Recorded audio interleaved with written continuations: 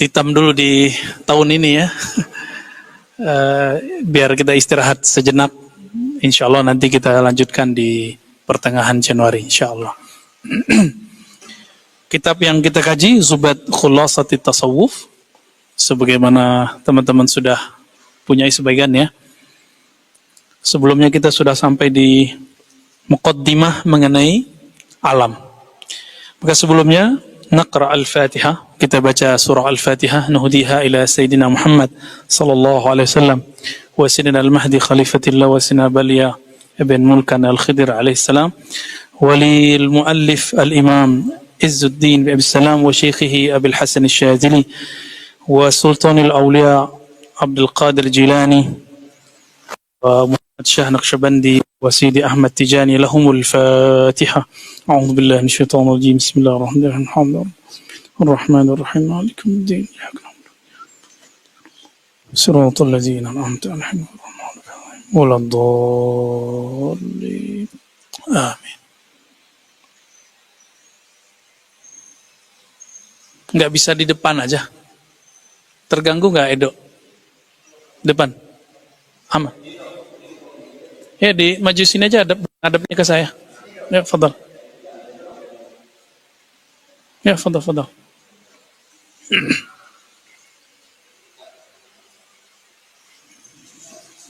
Energinya lebih enak ya. Baik.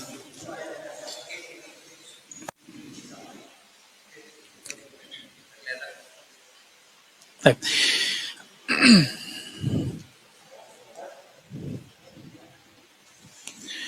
Baik, ayuhal ikhwah, di pekan lalu kita sudah menghantarkan mengenai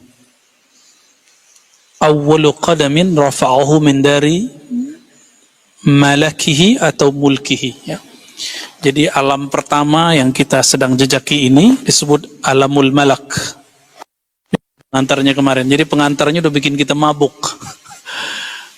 Alamul malak. Disebut juga alam nasut.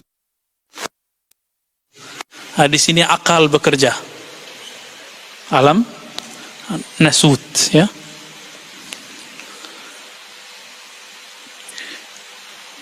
Apabila Allah Subhanahu wa taala Al-Wahib Al-Karim yang maha memberi anugerah dan maha karim berkehendak kepada salik, kepada murid, naik pangkatlah dia menjadi murad. Masih ingat? Awalnya dia murid. Apa arti murid? Orang berkehendak usul ilallah, hendak sampai kepada hadirat Allah Subhanahu wa ta'ala. Maka dia berjuang untuk meristirahatkan akalnya supaya akalnya lebih kuat. Jadi afala ta'qilunnya lebih kuat. Tadinya dia berakal dengan materi, sekarang berakal dengan immateri, yaitu qalbu. Ya. Maka Allah angkatlah dia dari alamul malak, alam syahadah, alam nyata, pindah ke alam malakut. Malakut disebut alam malaikat.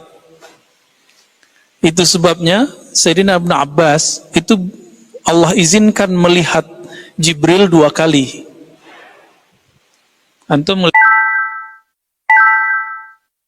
ngeliat kabur.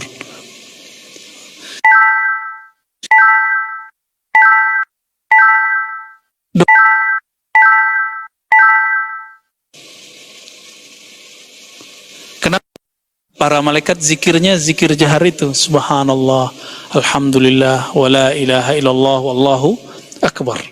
Nah, itu zikir-zikir malakut. Jadi malaikat itu ada yang min awwal ma khuliq, awal dia dicipta, itu zikirnya subhanallah sampai nanti.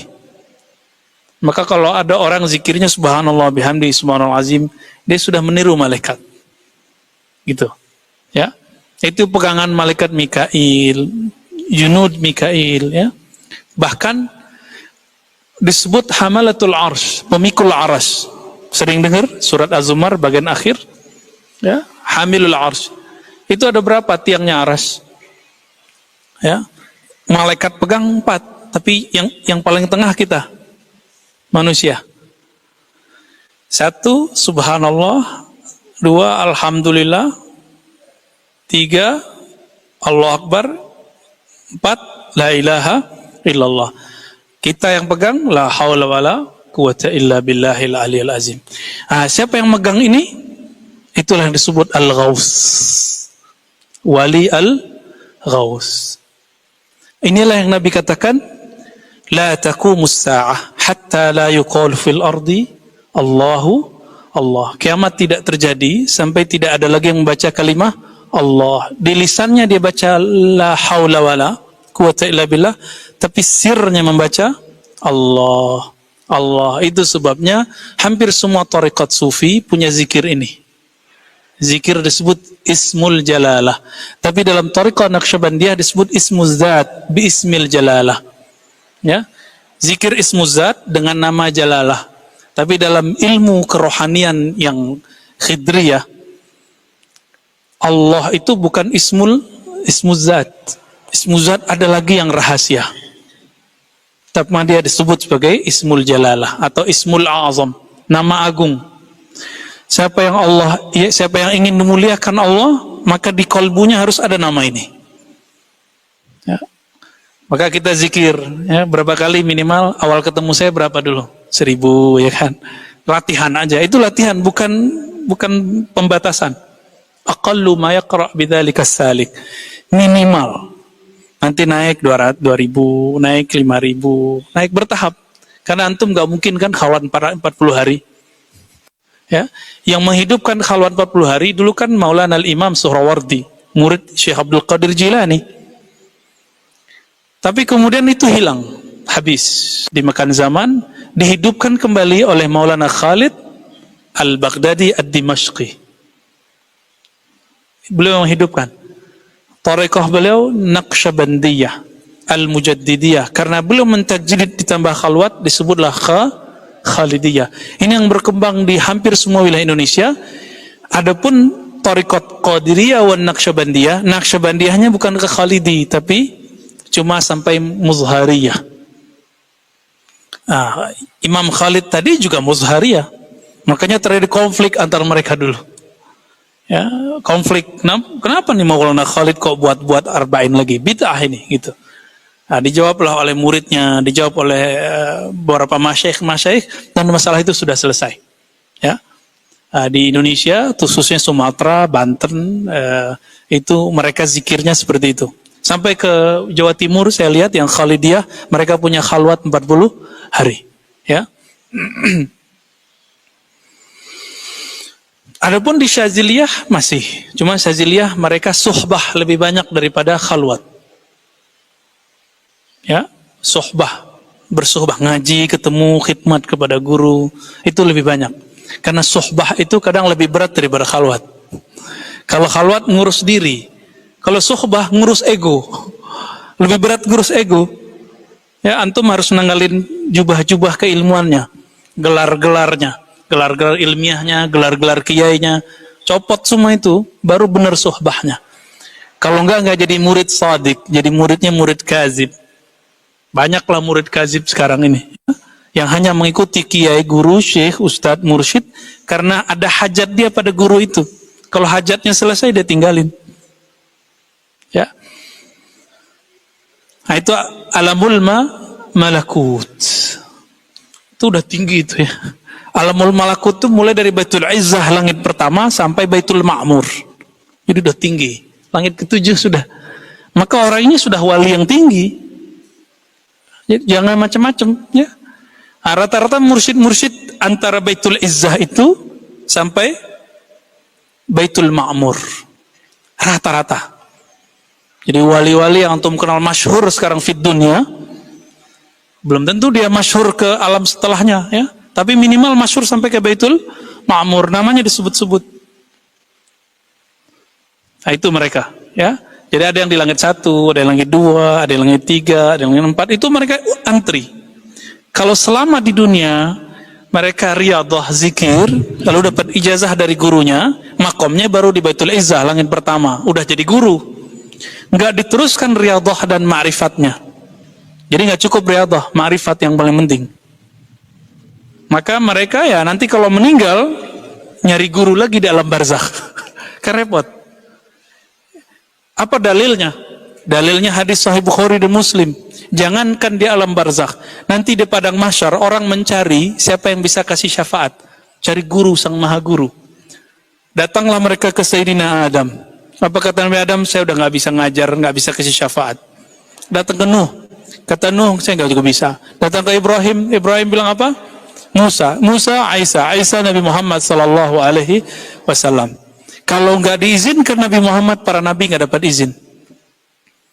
Umat Nabi Muhammad duluan dapat izin daripada para nabi. Antum bisa bayangkan, lebih keren kita kan? Lebih keren kita umat Muhammad. Itu sebabnya Nabi Yuna Musa alaihi salatu wassalam berdoa, ya Allah, jika aku bukan nabinya umat akhir zaman, tolong jadikan aku bagian dari mereka. Begitu Nabi Musa menanggalkan pakaian kenabiannya, Nabi Musa loh ya. Jadi coba tuh ya, antum yang punya ilmu macam-macam tanggalin tuh. Pasti Allah angkat. Ini yang disebut wa ma tawadha'a ahadun illa rafa'ahu Allah. Ini tawadhu' hakiki. Tidaklah bertawadhu seseorang, tidaklah seseorang menanggalkan egonya, jubah-jubah dirinya. Saya murid si fulan, saya dapat ijazah dari fulan, saya tamat di sini, saya tamat di situ, saya hafiz Quran, saya hafiz hadis, saya jago fikih. Tanggalkan itu, baru sah disebut bersuhbah. Nanti orang ini Allah sendiri akan naikkan dia. Semoga kita termasuk mereka, amin ya rabbal alamin. Ini yang disebut nasab rohani, teman-teman. Yang ini yang punya cuma wali gaus. Tidak semua mursyid wali gaus. Wali gaus cuma satu di dunia. Ya, kita sudah sering ulang ya, biar antum tambah ingat.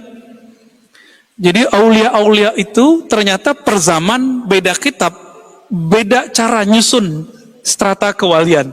Tergantung di zaman itu si walinya bisa menangkap berapa. Di Indonesia dan termasuk di Turki, di berbagai tempat ya, ada Maulana Diyauddin Al-Khumushkhanawi, ahli hadis. Ya, beliau punya kitab judulnya Jami' Usul Aulia. Di situ menulis tentang strata para wali. Tapi beliau menyebutkan kutub cuma satu. Kutub yang satu itu namanya Al-Kutub Al-Ghaus. Namun kalau mengikuti sistem kenabian, berapa jumlah nabi? 124.000.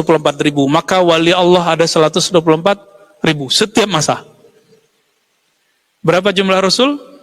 Yang masyhur 313. Lalu yang disebutkan di Quran 25. Maka jumlah gaus itu cuma 25. Jadi dari dulu sampai sekarang dihitung dari zaman Sayyidina Al-Husain sampai sekarang dan penutupnya 25. Kalau dihitung-hitung gausnya sudah 24. Berarti tinggal satu dong. Maka ini sudah akhir zaman, teman-teman. Nanti kalau muncul Al-Ghaus itu, pastikan dia Al-Mahdi. Antum baiat sama dia. Leburkan semua torikot-torikot kita. Namun torikotnya apa? Torikot Mu'tabarah 4000, 40. Leburkan semua, baiat kepada beliau. Itu. Kapan itu? Gak lama lagi. Cuma gak lamanya saya gak tahu. Gitu. Itu ilmu Allah subhanahu wa ta'ala. Sebenarnya kita dikasih tahu sih. Cuma rahasia itu gak boleh dibuka-buka. Ya, kapannya, di mananya, wallahu alam lah nanti. Takut-takut kita salah kan? Takut-takut yang kita pandang itu salah. Wallahu alam bisawab. Dan itu bukan saya loh ya. Ini bukan muka Habib nih. Dia pasti Habib. Tapi tidak semua Habib, teman-teman. Ya, tidak semua Habib. Habibnya pasti yang tidak terkenal, mastur. Kebanyakan gaus itu mastur. Tidak terkenal. Ini rumus nih ya. Gaus itu kebanyakan ya mastur. Siap, beliaulah yang punya ilmu ini yang tadi kita sebut. Jadi cukup ketemu beliau, tasdik sama beliau, antum sudah naik ke alam malakut sudah. Terus naik sampai Baitul Ma'mur. Malaikat Jibril sampai di mana? Sidratul Muntaha. Berarti malaikat pun hanya sampai Sidratul Muntaha. Itulah ujung dari malakut. Ini yang disebut di muqaddimah kitab ini. Jadi ujung malakut di mana? Sidratul Muntaha. Maka disebut Muntaha. Sidrah itu disebutkan dalam hadis Imam Bukhari, ini kayak pohon, daunnya seperti telinga al-fil. Apa arti fil? Gajah. Nah, ini yang disebut ya pohon-pohon ma'rifat lah. Dia di penghujung. Wali kalau sudah bolak-balik di situ, kalau turun-turun ke bumi ngomongnya ma'rifat mulu, tapi ma'rifat malakutiyah. Ma'rifatnya para malaikat. Itu baru wali itu. Ya. Kalau walinya nggak tahu jalan ke sono, nggak usah ngaku wali deh. Ya, kita belum nih. Kita nggak usah ngaku-ngaku. Biar guru kita aja ngasih tahu. Ya, kita nggak mau membicarakan hal-hal yang kita emang ya, nggak tahu pasti masalah itu. Ini kan alam ghaib. Kita hanya menceritakan apa yang beliau katakan. Ya. Lalu jika Allah berkehendak, begitu dikatakan di sini, maka Allah angkat dia ke alam Jabarut. Jabar. Apa arti jabar? Kekuasaan. Boleh diartikan itu alam kerajaan-kerajaan, kekuasaan-kekuasaan para arwah-arwah suci. Yang tadi 124.000 itu ditambah para malaikat. 124 itu ada nabi, ada wali, lalu tambah dengan malaikat-malaikat tinggi. Jadi malaikat itu ada yang tinggi, ada yang biasa. Nah, cuma kalau mengikuti jalur Sidratul Muntaha, seharusnya tidak ada malaikat di situ. Siapa di situ? Nabi, Rasul, Wali. Nabi, Rasul, Wali. Itu alam Jabarut. Maka orang kalau sampai di alam Jabarut, dia nanti akan ketemu ruhaniyah silsilahnya. Ya, ketemu dia ruhaniyah silsilahnya. Kantum kalau punya guru, minimal dia ketemu 1, 2, 3 orang silsilahnya. Kalau enggak paling ujung Rasulullah Sallallahu Alaihi Wasallam. Jadi kalau ada mursyid bertemu dalam zikirnya, dalam mimpinya, ketemu dengan Nabi, itu dia sudah diperjalankan insya Allah ke Jabarut. Karena di situ ada negeri para nabi, negeri para wali, negeri para rasul. Kira-kira seperti itu. Ya. Mereka yang murad tadi itu mi'raj rohani. Ya, Allah yang angkat, kita nggak ada urusan. Mursyid cuma bisa mendoakan murid, kasih wirid, muridnya mau menanggalkan ego-egonya, jubah-jubahnya, semua gelar-gelarnya nanti Allah angkat, insya Allah. Nah, maka jangan berhenti di satu mursyid. Kalau antum sudah matang di satu mursyid, minta izin sama dia. Saya mau ngaji ke tempat si fulan. Gak apa-apa. Ya. Saya selesai di Thariqat Saman, saya minta izin belajar Naqsyabandiyah ke guru saya. Habis Naqsyabandiyah, saya minta izin lagi belajar Khidriyah, Syaziliyah dan lain-lain ke guru kita. Ya. Ketemu Khidriyah sudah cukup bagi saya. Ya. Karena ternyata semua Thariqat mursyidnya belajar ke Nabi Khidir. Ya. Maka ijma' ahlus sunnah sufi, Nabiullah Khidir mazala hayyan, masih hidup. Siapa yang mengatakan itu di kalangan ahli hadis sufi?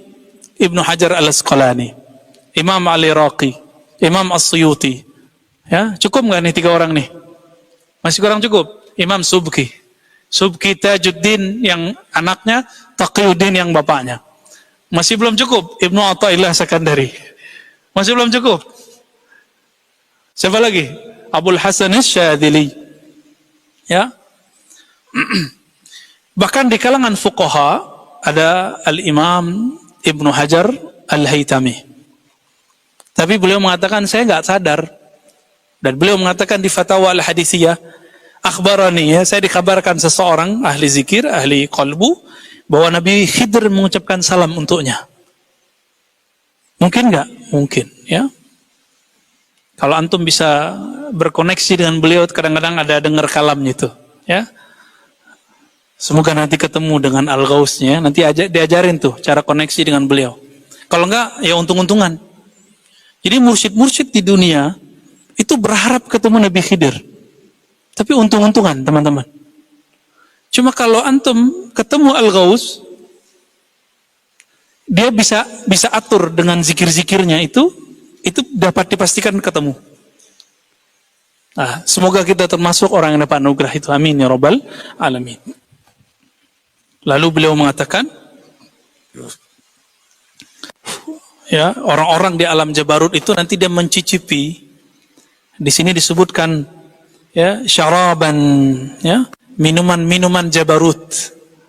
Kalau bahasa guru kami di Khidriyah, dia memakan buah-buah Jabarut.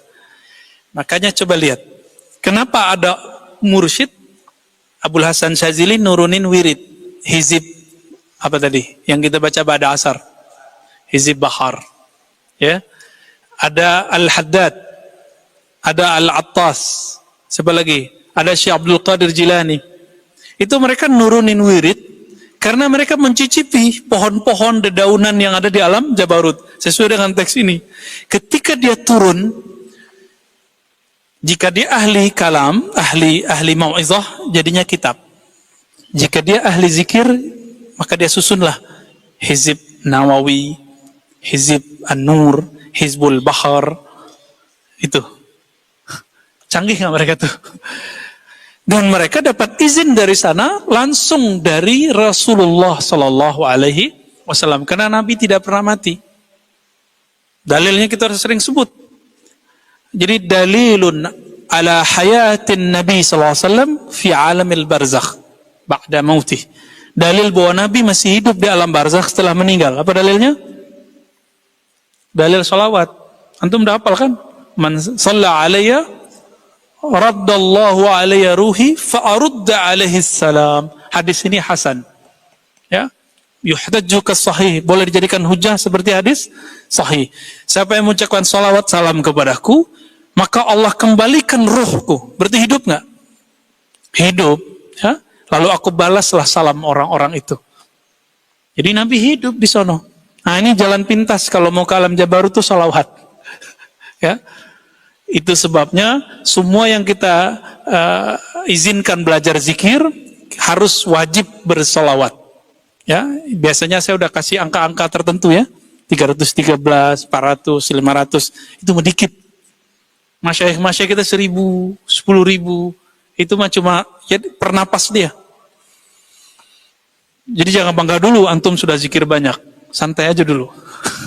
Ya, santai aja dulu. Kenapa harus bersolawat? Zikir itu panas. Makanya dalam adab zikir Imam Sya'rani di belakang kitabnya itu dikatakan apa? Setelah kita berzikir dimakruhkan minum air. Kenapa? Zikir itu panas. Kecuali antum bersolawat, antum boleh langsung minum. Gak disebutin di kitab kan? Coba lihat tuh di kitab Imam Sya'rani. Orang habis zikir itu ada hararah, ada panas dalam badannya. Ngerasain nggak? Dada kadang panas, kadang dingin, kadang panas dingin, kadang melayang, kadang berteriak, kadang terkejut, kadang merinding. Benar nggak? Dan sensasinya asik nggak? Nah, yang sudah mengamalkan zikir itu akan merasakan asik. Ya, alhamdulillah. Antum dah punya 2 alam udah ya. Udah 2 alam itu udah. Tinggal dinikmati, udah dikasih perangkat begitu kok nggak dipakai. Ya, udah kita kasih ijazah zikir itu tinggal dipakai. Dipakai untuk berlayar ke alam rohani itu. Ya. Baik.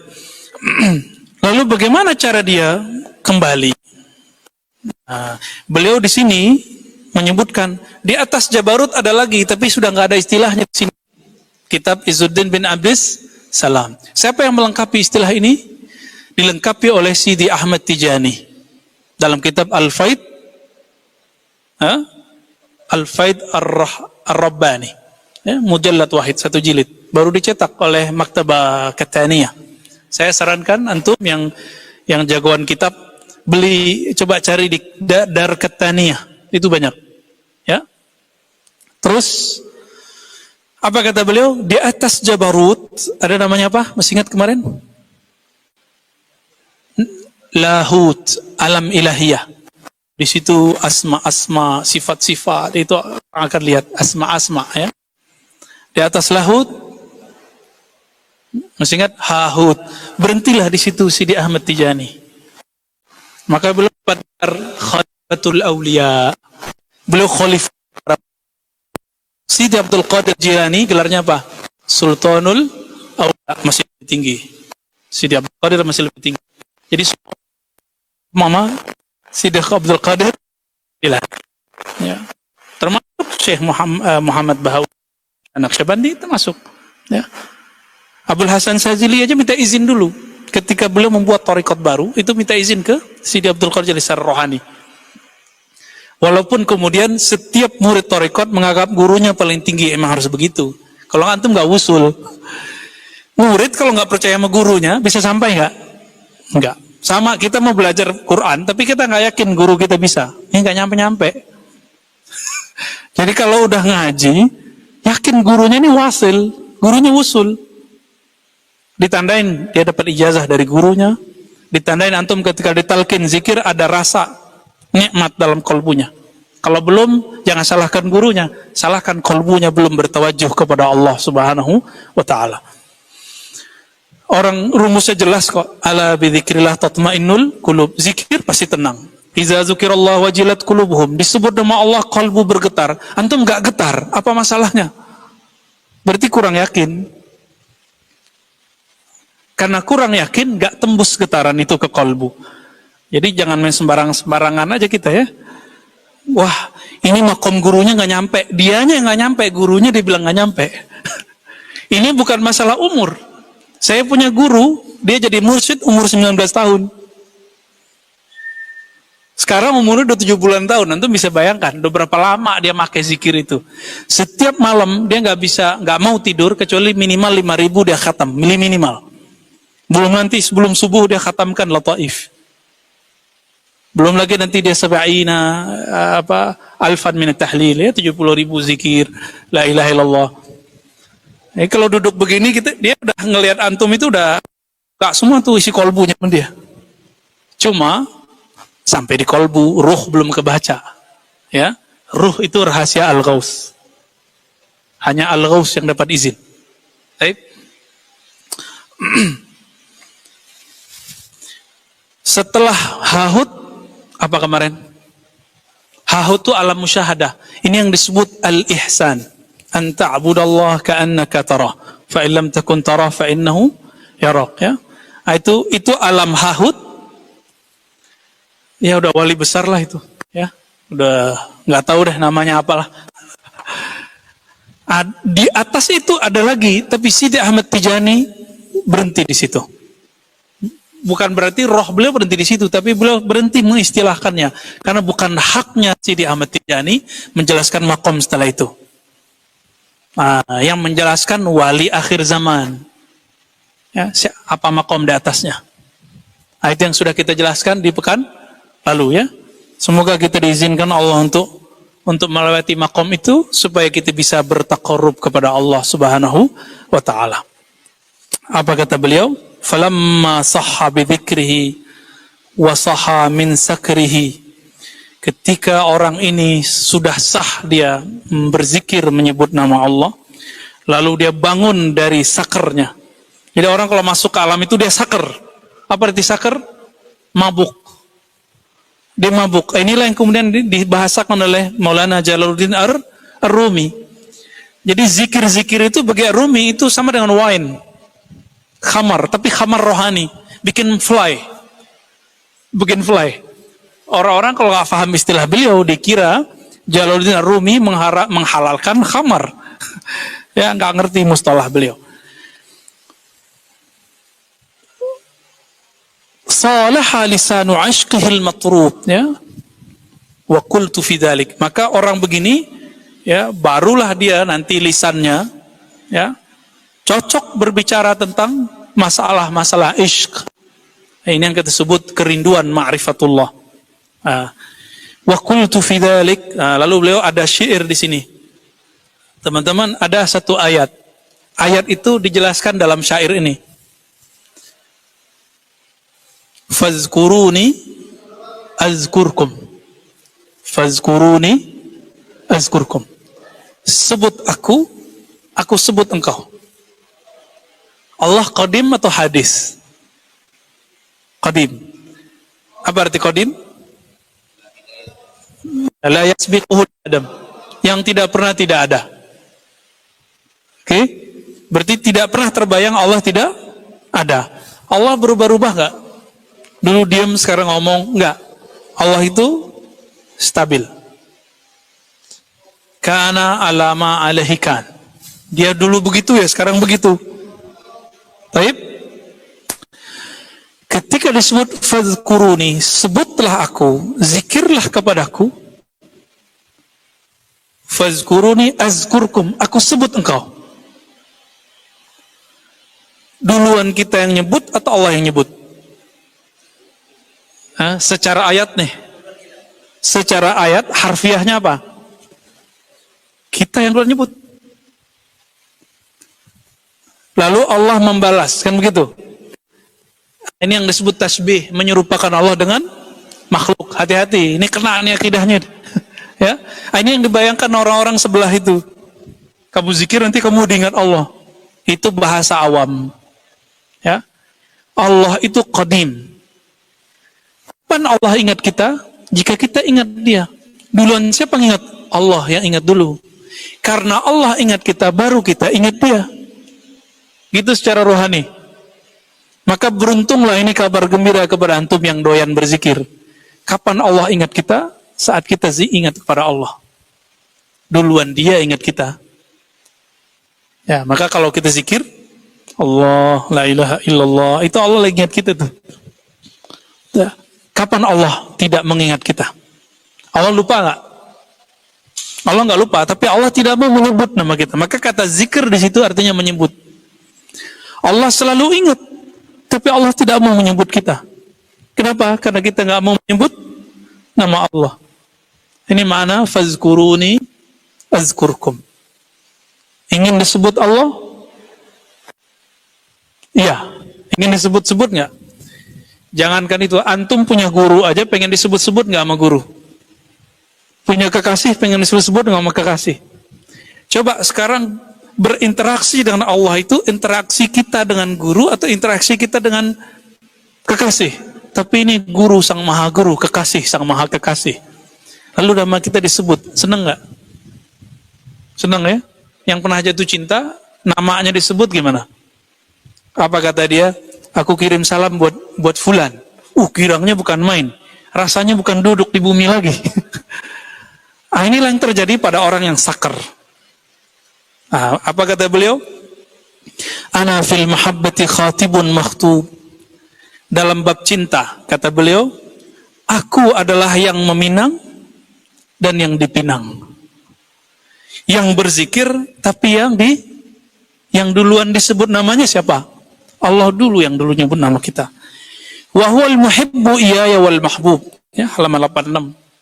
Dialah yang mencintaiku, ya. Dan aku juga mencintainya. Tapi duluan mana yang mencintai? Al-Qadim atau Al-Hadis? Allah yang Qadim atau kita yang hadis yang baru? Tentu Allah. Jadi sebenarnya nama antum sudah disebut belum di ilmu Allah yang Qadim?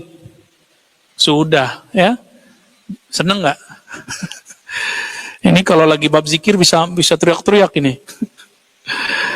Laula qadimul hubbi ma akhlastu fi hubbi. Kalau bukanlah karena tetesan cinta yang qadim itu, maka aku tidak akan tulus mencintainya. Fakuntu talib wal matlub. Maka hakikatnya meskipun akulah yang talib mencarinya, sebenarnya dialah yang mencariku. Ini yang disebut dalam hadis Nabi. Siapa yang datang kepadaku, hadis qudsi. Berjalan, aku datang kepadanya, berlari. Jadi semakin kita rajin zikir, Allah semakin ngasih, semakin ngasih. Ya. Abadan yusafinil hawa faka'annama ana fil haqiqati sahibun mashub. Ya, sama makna yang tadi. Itu baru permulaan muqaddimah tuh. Lalu beliau mengatakan ahmaduhu hamdaman ilahi ya'ub wa an zambihi yatub asyhadu an la ilaha illallah wahdahu la syarikalah syahadatan udakhiruha litahfridil kurub. Ini menarik nih teman-teman.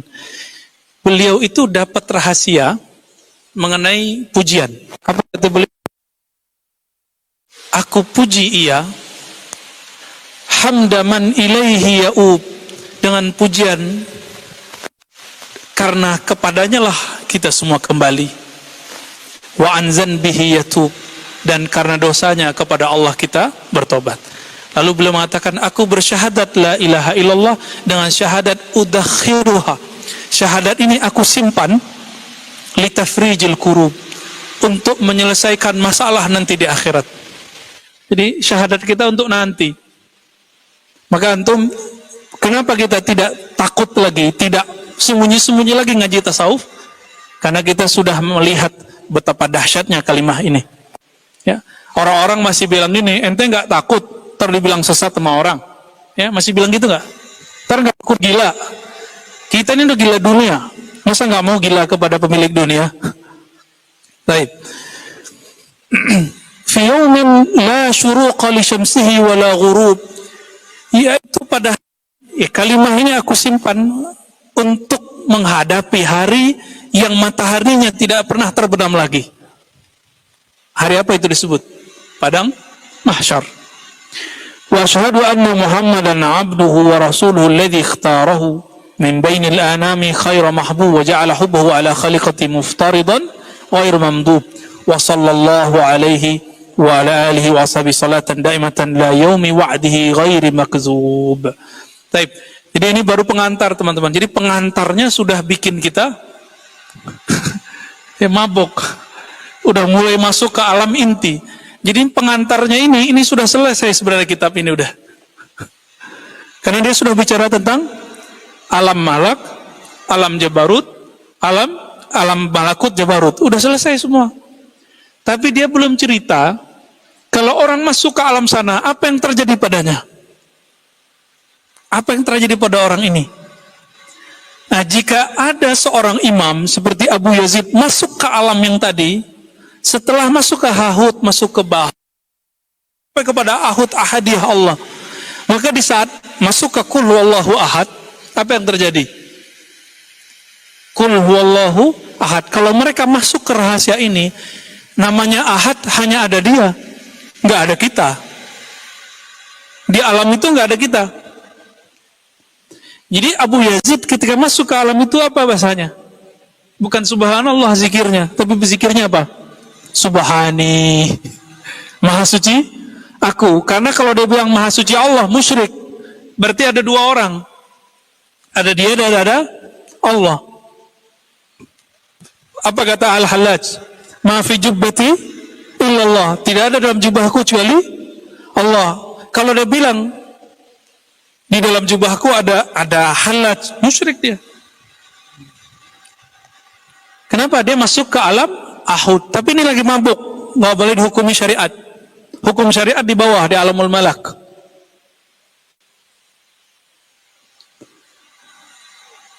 Jadi paham kenapa ada orang zikir begitu? Imam Abu Yazid pernah berzikir, Anallah, Anallah. Biasanya apa? La ilaha illa anta. Sekarang, La ilaha illa ana.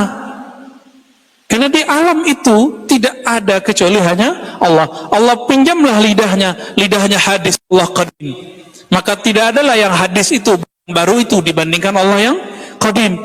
Baru sah namanya wahdatul wujud. Jadi wahdatul wujud itu di situ. Kalau turun ke bawah, dia mesti ikut hukum lagi. Itu sebabnya kalau orang lagi minum kopi terus ngomong wahdatul wujud, batal syariatnya. Ya, baru disebut zindiq. Sebaliknya, kalau dia sudah masuk ke alam ahud, lalu dia mengatakan ana anta, ana abduka ya Rabb, anta rabbi ya Rabb, dia musyrik. Karena ada dualisme di situ. Padahal hanya ada satu wajibul wujud. Faham maksudnya? Inilah makna hadis qudsi. Ya. Fa iza ahbabtuhu kuntu sam'ahu alladhi yasma'u bi. Jika aku mencintai hambaku, babnya bab cinta, maka aku ganti sifatnya. Sifatnya menjadi sifatku. Sifatku menjadi sifatnya. Jadi hilang. Ini disebut dengan fana. Tapi ini enggak lama, teman-teman. Nanti balik lagi ke bawah. Dia mendengar dengan pendengaranku, kalau ngomong dengan kalamku. Kalau Allah ambil lisannya, berarti yang ngomong saat itu siapa? Allah. Nah, inilah perbedaannya. Nabi Muhammad itu diangkat jadi nabi karena beliau tahan. Ketika beliau mengalami hal itu, ada yang disebut al-adab al-Muhammadi, adab Muhammad sallallahu alaihi. Nggak boleh ngomong anallah, walaupun lisannya dipinjam. Ini adab Muhammad namanya. Beliau cukup di dalam hatinya. Karena Imam Abu Yazid tidak sempurna seperti sempurna Nabi, Halat tidak seperti sempurna Nabi, maka keceploslah. Mirip-mirip kayak orang baru nikah, keceplos ngomong malam pertama ke teman yang belum nikah. Ya, hati-hati antum nih yang nikah lagi tuh ya. Baik, paham kenapa ada wahdatul wujud? Jadi ada wahdatul wujud itu teman-teman, itu cuma hal, bukan makom. Orang nanti turun lagi. Dia orang nggak boleh lama-lama di situ. Ini namanya kehendak Allah sudah. Jadi faham siapa Ibnu Arabi? Ya, kenapa Ibnu Arabi menyebut wahdatul wujud? Ini yang dipretelin, yang dipalsukan oleh orang-orang yang ingin memalsukan tasawuf dari kalangan kebatinan, yang kemudian digoreng digoreng oleh pembenci tasawuf, termasuk Ibnu Taimiyah. Tapi beliau sudah tobat di akhir hayatnya. Inilah yang sudah digoreng lagi. Ada buku rapor merah tasawuf. Ya, nah itu gara-gara itu teman-teman. Apalagi Sidi Ahmad Tijani udah bolak-balik ke alam mahud. Maka beliau mengatakan apa? Ini salawat al-fatih aku terima dari Rasul. Dia lagi ngomong di alam itu. Kita mengukurnya di alam ini. Pernah ketemu orang punya firasat kuat nggak? Percaya? Kok percaya? Kok bisa percaya sama orang punya firasat? Belum tentu wali. Kok nggak percaya sama wali? Nah, inilah sedihnya hari ini. Ya, nah, yang paling sering dibully di kalangan orang-orang yang anti tasawuf sekarang, ya mereka-mereka ini, Hallaj, Ibnu Arabi, Ahmad Tijani. Tiga ini. Ini kita wajib, sudah wajib kifayah. Antum fardu kifayah membela mereka. Karena antum sudah paham. Ya. Ya Bu Zulfikar ya. Harus sudah paham. Kalau sudah paham, wajib membelanya. Gak boleh diam. Antum diam, itu disebut dengan syaitan akhras. Syaitan tapi bisu. Mendiamkan kemungkaran. Jadi kemungkaran itu bukan masalah orang minum-minum, orang zina, itu udah jelas. Kemungkaran zahir. Ada kemungkaran cara berpikir, ini berbahaya. Akut kalau sudah masuk ke sana. Dan banyak orang terjebak di sini. Nah, kita wajib. Kenapa kita kemudian buat ribat Nurnia? Kenapa kemudian kita buat kajian di Rumi Center? Karena kita ingin membangkitkan itu. Ya, kita nggak ingin membangkitkan orang-orang mabuk seperti Abu Yazid, bukan. Nah, itulah yang cerita. Tiba-tiba kalam Ibnu Arabi dipretelin sama mahasiswa. Apa kata mahasiswa? Ibnu Arabi berkata, aku melihat wajah Allah pada cantiknya perempuan. Ya, modus dia. Ya. Sambil ngopi-ngopi, terus ngeliat cewek cantik, dia boleh melihat Allah. Ibnu Arabi lagi berbicara di makom yang tadi. Ini yang minum-minum kopi ini di mana makomnya dia? Nongkrong-nongkrong di kafe, terus mending kafe Rumi, ada zikirnya. Ini kurang doanya kayaknya nih ya. Ya. Taib. Nah, maka beliau menyebutkan di halaman 86, teman-teman. Ini saya ringkas nanti ya. Fa innahu ya wa ba'du fa innahu la makanatil ma'ani jawahira. Maka kata beliau, tatkala makna-makna itu ibarat jawahir, apa arti jawahir? Permata. Wal alfaz asnafuha wal hikamu ma'adinu wal qulubu ahdafuha. Ya, lafaz-lafaz itu kemudian menerjemahkannya. Hikmah-hikmah itu menjadi tambangnya. Qalbu itu menjadi tujuannya. Wajaba alaman futihat al-yaqzah aina basiratihi wajallat al-maw'izatu mir'atu sariratihi ayyattabi'a min ajallil kalami ma'ani. Maka kata beliau, wajib atas orang yang mata batinnya sudah kebuka. Ciri-ciri mata batin kebuka, antum bukan bisa ngelihat jin, bukan. Itu biasa. Jin itu nggak masuk di alam malakut, dia nggak masuk. Jin itu masih alam khayali hissi. Khayali hissi. Sedangkan permulaan dari alam malakut tadi disebut khayali hakiki. Khayali yang hakikat. Nah, jin, indigo, dukun-dukun, nah itu masuknya kemana tuh? Khayali hissi. Jadi dia masuk ke alam itu. Mereka, para dukun-dukun itu, atau para mursyid-mursyid yang ustadz tapi dukun, mengira udah ketemu Allah di situ. Padahal itu cahaya setan. Mengira udah ketemu aras, padahal itu singgasananya iblis. Mengira udah masuk ke langit-langit, padahal itu langit-langitan yang dibuat-buat oleh jin, ya syaitan itu. Hati-hati di situ. Perlu ada mursyid rohani yang sudah usul kepada Allah, yang bisa menarik kita selamat dari sana. Baik. Nah, kalau sudah kebuka, ciri-ciri kebuka itu apa? Udah mau ngaji tasawuf. Nah, ini kabar gembira kepada orang yang udah mau ngaji tasawuf, berarti basirahnya udah kebuka. Tinggal dilatih. Dia beruntung nih ya. Udah kebuka belum? Udah. Sebanyak itu orang-orang sibuk dengan apapun hari ini. Antum coba lihat ya. Orang sibuk dengan handphone hari ini bisa berapa jam? Itu basirahnya ketutup itu. Kecuali dia di situ ngaji ilmu kolbu. Tapi kalau di sini paling-paling ngajinya ngaji kebatinan. Yang ditonton nanti ustadz pemburu itu tuh apa? Penyihir tuh. Gak usah disebut namanya. Itu kan belum ketemu tukang santet aja tuh. Ketemu tukang santet pakai napasnya mati deh. Ya, jangan hobi yang nonton-nonton gitu, gak usah. Dan ketemu ahli teluh sama rukyah-rukyah biasa. Kalau orang teluh itu pakai media ayam, media apa ya. Kalau santet kan enggak. Dia punya khodam yang bisa melihat antum itu kapan lupa zikir. Antum lupa zikir, tembus dia. Nah, ini kan nauzubillah min dzalik. Makanya kita punya zikir namanya zikir la ilaha nafi isbat dengan teknik nafas. Semoga Allah nanti jaga itu kalau orang sudah dapat zikir ini. Tapi sebelum ke sana zikir kolbu dulu. Ya, digeber dulu kolbunya dengan nama Allah. Baru mantap nanti zikir nafasnya. Nah, kenapa di luar sana banyak ilmu pernafasan, tapi nanti deketnya sama siapa? Sama khadam-khadam sufli, jin-jin rendahan. Ya, ketemu ini, ngerasain aura. Wah, aura siapa ya? Aura kasih. Itu kita nggak perlu, ilmu-ilmu kita nggak perlu. Itu hijab semua itu. Ya, dia terengah. Ya karena dia udah punya persepsi di sini, dia kira nih ustadz nih auranya begini nih. Antum coba lihat auranya teman tuh. Karena bajunya warna biru dibilang warnanya biru tuh. Cocok logi ya. Ilmu tebak logi. Tebak-tebakan. Nah, kita lanjut di baris berikutnya.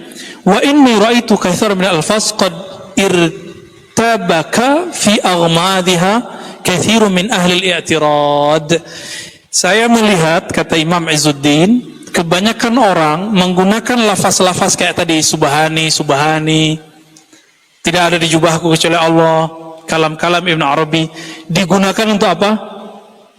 Untuk i'tirad, untuk mengingkari ilmu kesufian.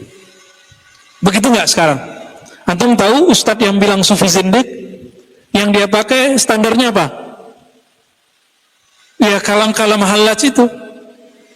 Yang dia pakai standarnya malamatiyah. Malamatiyah ini kan orang mabuk, nggak boleh dihukumi dengan hukum syariat. Orang mabuk kok, saker. Maka dia nggak wajib sholat dia. Orang akalnya lewat.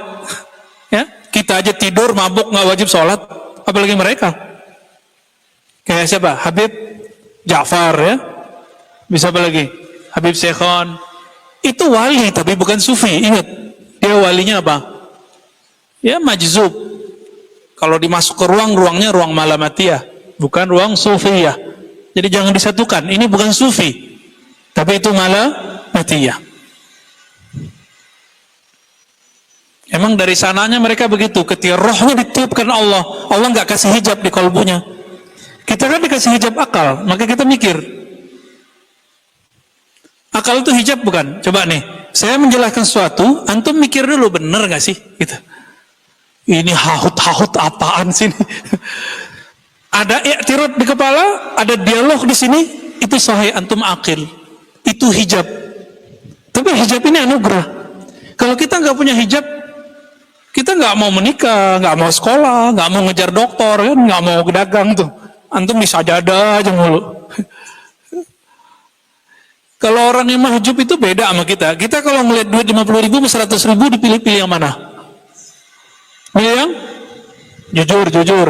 Saya nih orang koperasi nih. Kalau ngeliat 100 sama 50 milih yang mana? Senengnya. 100 tuh nomor kan bukan majzub kan? Kalau majzub orangnya nggak begitu. Majzub tuh nggak bisa bedain, dikasih mobil baru dicoret-coret sama dia. Paham? Jadi jangan samakan sufi dengan majzub. Wali itu nggak hanya lewat sufi, tapi 90% kewalian lewat sufi. Karena ya ilmu kewalian jadi sufi gitu. Selebihnya itu di majzub itu. Terus 5% di majzub, 5% di malamatiyah. Kira-kira begitu kalau kita kasih ringkasnya. Makanya malamatiyah itu antum melihat mungkin kayak preman, ya, anting-antingan, tapi kolbunya koneksi kepada Allahnya luar biasa, melebihi kita. Kita sholat di masjid nih, dia main-main di depan kadang. Kadang-kadang dia pukul-pukul apa, yang ada genderang gitu ya, godain kita. Kadang-kadang dia berisik pas lagi pengajian. Jangan kesel. Ini lagi sholat mikirin, itu di luar kok ada yang berisik-berisik itu. Sholatnya sah nggak tuh? Secara rohani? Nggak sah secara rohani. Secara zahir sah. Jadi kalau kita di masjid nih, antum lagi pengajian, ada orang berisik di luar, nggak usah khawatir. Siapa tahu kita lagi diuji. Sekali ada bisikan di sini, terlaknat tuh yang di luar gitu ya. Ada perasaan gitu, udah antum langsung terlempar dari hadrah ilahiyah. Sederhana tuh. Jadi mainan kolbu itu sederhana sekali. Jangan-jangan kita nanti diuji dengan hal yang kita paling benci. Tahu-tahu dia masuk ke dalam, ngejekin terus. Hati-hati memang begitu tuh. Ya. Kadang di Facebook ya, yang masih punya Facebook. Kadang di sosmed, di YouTube, hati-hati di situ. Jangan pernah membiarkan kolbu ini benci dengan apapun. Baik.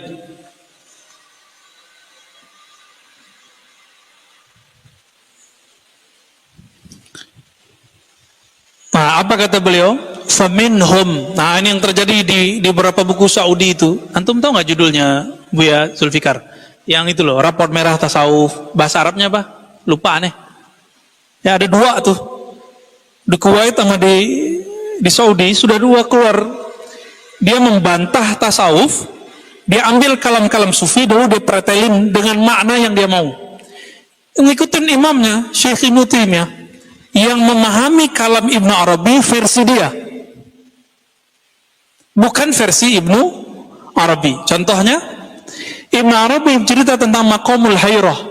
Hairah itu heran itu gini, kita kan kalau sholat panggilannya hayya alas salah, jawabannya apa?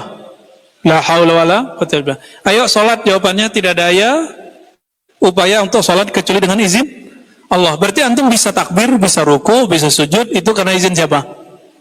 Pertanyaannya, kalau itu izin Allah, yang sholat siapa? Yang sholat kita apa Allah?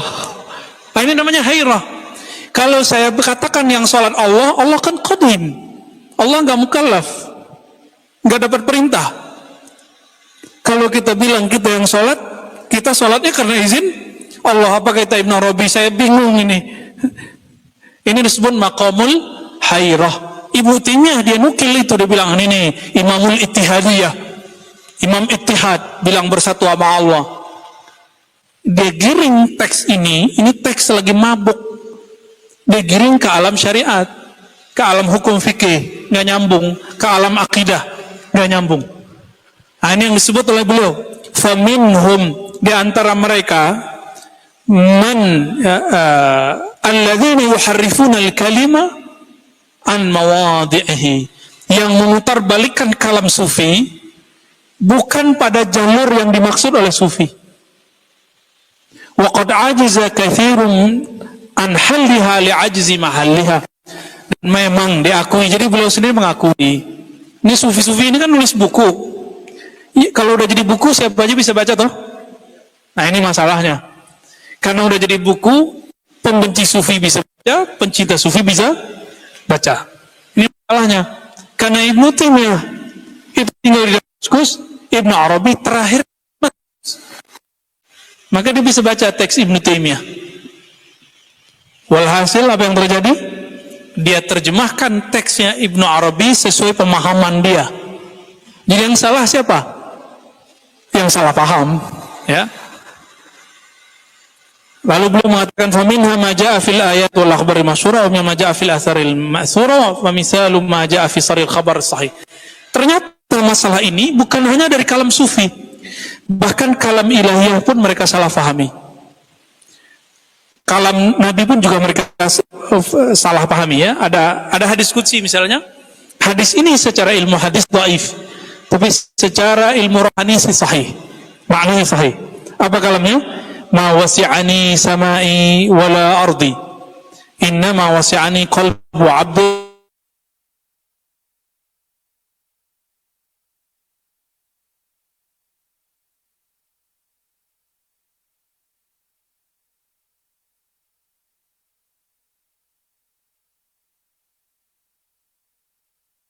amanah tajalli. Allah bercermin, Allah ingin bercermin nih.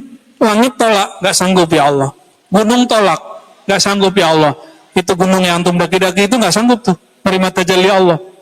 Bumi gak sanggup, langit gak sanggup. Faham al-hal? Ikul hal insan. Tapi manusia, mereka kebanyakan jahul. Jahul kan jahil banget artinya. Lalu apa? Zalim kepada dirinya. Karena dia melupakan amanah itu. Jadi hadis qudsi ini walaupun dhaif secara sanad, tapi dia menjelaskan makna. Itulah setahu saya pemahaman ayat ini paling cocok hadis ini yang menjelaskan. Jadi kalau mau tafsir bil ma'thur, ini salah satunya. Maka dia bisa menjadi sahih secara makna, tapi tidak sahih secara sanad. Kita juga nggak maksa-maksain ya. Ini sahih secara kasyaf, oh jauh amat. Nggak usah, ya. Wa minha la yazalu 'abdi yataqarrabu ilayya bin nawafil hatta uhibbahu fa idza ahbabtuhu kuntu sam'ahu kuntu lahu sam'an wa basaran, ya. Nah, ini yang kita baca tadi. Ini juga sering disalahfahami. Ya, apabila hambaku mendekatkan diri dengan nawafil, nawafil itu yang kita sebut wirid, zikir, khalwat, tarekat. Nah, itu dia kita maksud nawafil. Dan inilah rahasia kenapa tarekat itu banyak, karena Allah menulisnya nawafil. Nawafil jamak atau mufrad? Jamak. Mufradnya nafilah. Nafilah artinya apa? Amalan sunat. Tuh, zikir la ilaha illallah 165, 100 kali, 1000 kali, 70.000 kali. Sunat atau wajib? Sunat. Nafilah bukan? Menyebut ismul jalalah, Allah, ya Allah, wajib atau sunat? Sebenarnya istilahnya mandub, ya. Mandub dianjurkan. Tapi kalau orang istiqomah di situ, hatta uhibbahu, ya, sehingga aku jatuh cinta kepadanya. Kalau sudah jatuh cinta, orang kalau sudah cinta gimana? Dia maunya yang dicintainya itu ngikutin apa yang dia mau, benar nggak? Nah, itu baru benar tuh. Sama, Allah itu juga mesra sama kita. Maka Allah pun mengalah dengan kehendak kita. Kalau sudah begitu, baru kalau dia ngomong, kunnya fayakun. Itu makomnya makom ini, teman-teman. Makom apa tuh? Makom ketika diganti sifatnya. Kalau asma belum.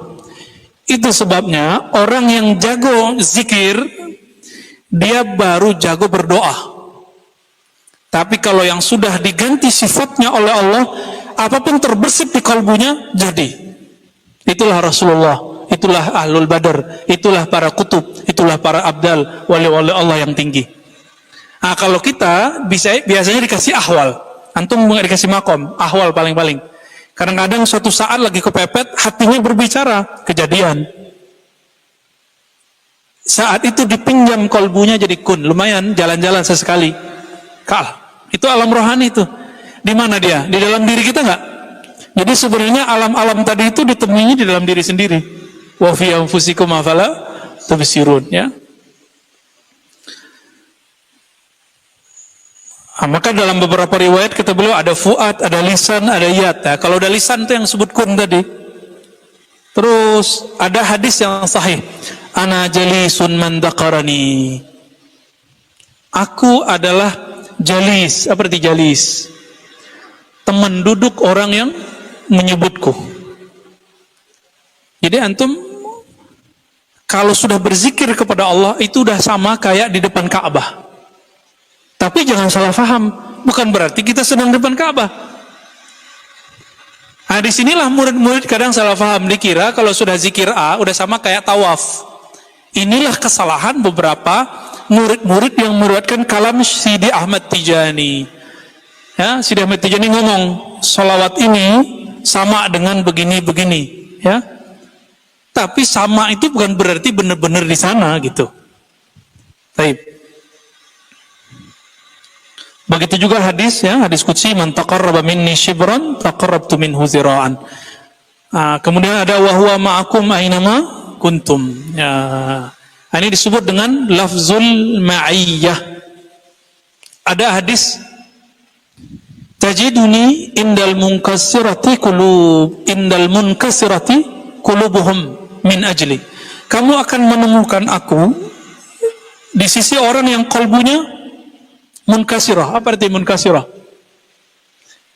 Pecah secara harfiah.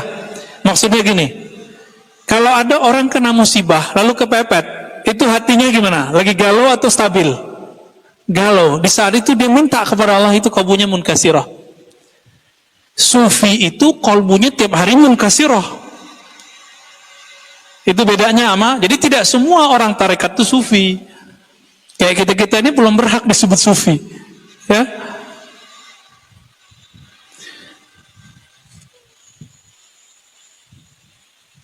Termasuk juga inni lastu ka ahadikum inni ya azillu inda rabbi yut'imuni wa yaskini. Jadi satu kali Nabi SAW, kan ada riwayat Nabi itu naruh batu di perutnya menahan lapar, benar enggak?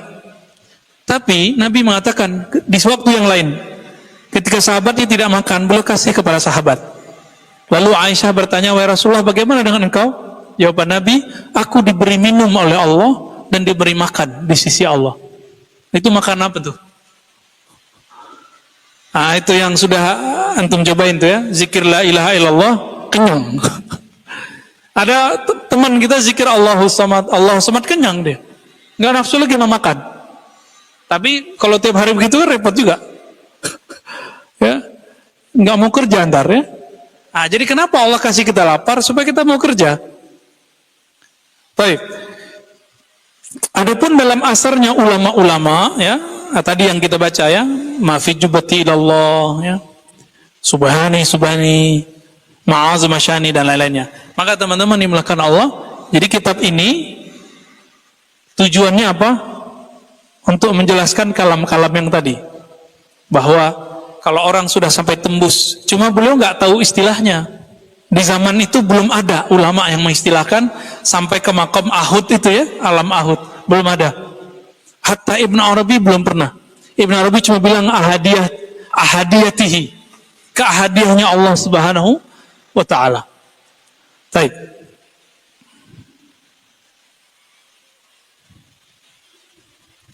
Saya sering cerita mengenai Imam Qudayb Al-Ban. Di halaman 87, ya, paragraf bagian bawahnya, Qudayb Al-Ban ini, apa yang aneh dari beliau? Qudayb Al-Ban murid Sidi Abdul Qadir Jilani. Qudayb Al-Ban, dialah yang diperintahkan oleh Syekh Abdul Qadir Jilani untuk membimbing Salahuddin Al-Ayyubi. Jadi Salahuddin Al-Ayyubi siapa mursyidnya? Syekh Abdul Qadir, kemudian disuruh Qudayb siapa Qudayb Al-Ban? Ini beda dengan Muhammad Al-Fatih, gurunya Syekh Syamsuddin. Syamsuddin ini sufi. Sedangkan Qudayb Al-Ban dia malamatiyah. Nanti cek, ya, cari di terjemahnya. Mungkin nanti Ustadz Ali bisa nyari nih. Siapa nih Qudayb Al-Ban? Qudayb Al-Ban ini ketika sampai di satu kota di Irak namanya Mosul. Mosul apa Mosul? Mosul ya, di Irak. Sampai di sana, orang-orang lagi mau ke masjid, beliau di depan masjid. Ketika orang sholat, beliau nggak sholat, beliau gangguin orang sholat, kayak yang kita ceritain tadi. Di dalam masjid ada hakim daerah tempatan yang bisa langsung mengeksekusi orang. Selesai sholat, si hakim ini terganggu sholatnya ya. Di dalam sholat dia merasa terganggu. Dia mikir ini wali apaan ini, sufi gila ini ya, ahli bid'ah zindik ini. Maka diadililah dia. Betul, murid-murid si hakim ini mengatakan zindik. Yaquluna zindik. Ada di teksnya. Jadi ternyata teman-teman, dari dulu sufi ataupun malamati itu sering dituduh zindik. Jadi bukan Ustadz Fulan yang ada di Bogor itu yang pertama kali bilang zindik. Ya antum tahu ya maksudnya? Nah ini paling sering nonton, tiap hari kayaknya nonton nih. Siapa yang duluan? Udah duluan deh mereka. Ini orang hakim, berarti dia ahli fikih bukan? Ahli fikih, ahli akidah. Nah, ini kebanyakan yang ingkar kepada sufi, kepada malamati siapa? Ahli fikih dan ahli akidah, rata-rata. Karena mereka mandangnya pakai zahir dan akal. Baik. Disidanglah beliau oleh qadhi orang kota Mosul tersebut, lalu dicecarlah dengan kalam-kalam. Ya. Apa jawaban beliau? Wahai Tuan Qadhi, apakah engkau mengetahui semua ilmu Allah? Apa jawaban Tuan Qadhi? Enggak. Saya tidak mengetahui semua ilmu Allah. Masuk barangnya ya. Apa kata beliau? Kata Qutb Balban, ana alladhi ya, la ta'lamuhu anta. Akulah ilmu yang dulu kamu enggak tahu itu. Akulah ilmu yang kamu sekarang enggak mengerti itu. Bengong Qadhinya. Ah, ini yang disebut apa? Malamatiyah. Kalau di teks ini apa? La wallahi, ya. Kata si Qadhi. Jawaban Qutb, fa ana min dhalika al-'ilm alladhi la ta'lamuhu wa ma 'alayka in kunta siddiqan aw zindiqan. Sayalah ilmu yang kamu tidak tahu itu. Ilmu yang kamu tidak tahu ada dalam qalbuku. Lalu urusannya apa kamu bilang aku zindik atau siddiq? Bengong si Qadhi, dilepasin habis itu. Nah ini yang disebut malamatiyah. Malamatiyah dia waras teman-teman, dia waras. Tapi dia punya tugas. Tugasnya apa? Nguji orang-orang waras. Antum hati-hati nih, zawiyah-zawiyah tarekat, majelis-majelis zikir, masjid-masjid, pesantren-pesantren itu diuji. Kadang dengan tetangganya, benci nggak sama tetangganya? Ya, kadang kita buat khataman, tiba-tiba tetangganya datang, berisik, gue sakit gitu. Itu pernah ya, kita punya haflah dulu khataman, ya tetangga kita ngomong gitu. Itu ujian bagi kita semua. Nah, terbesit nggak di hati? Terlaknat loh gitu. Udah habis antum. Habis antum itu. Jangan pernah ngomong begitu. Baik. Kira-kira gimana? Mau dilanjutkan nih?